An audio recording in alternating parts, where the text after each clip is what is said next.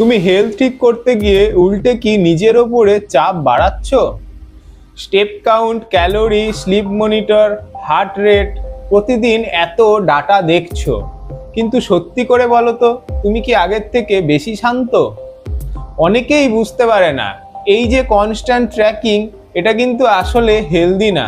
এটা ধীরে ধীরে মেন্টাল প্রেসার তৈরি করছে। টার্গেট মিস হলে গিল্ট, নোটিফিকেশন আসলে স্ট্রেস বেড়ে যায়, আর সব শেষে মোটিভেশন কমে যায়। এটাই হলো সাইলেন্ট বার্ন আউট, যেটা ধীরে ধীরে সব এনার্জি খেয়ে ফেলে।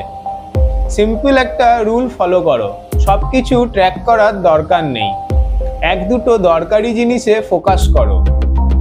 অপ্রয়োজনীয় নোটিফিকেশন বন্ধ রাখো, আর মাঝে মাঝে কমপ্লিটলি অফলাইন থাকো। মনে রেখো, হেলদি হওয়া মানে পারফেক্ট ডাটা নয়। তুমি কতটা হাঁটলে, কতক্ষণ ঘুমোলে, সেটা অবশ্যই ইম্পর্টেন্ট, কিন্তু তার থেকেও বেশি ইম্পর্টেন্ট তুমি কিরকম ফিল করছো। অ্যাপ নয়, কন্ট্রোলটা তোমার হাতেই থাকা উচিত।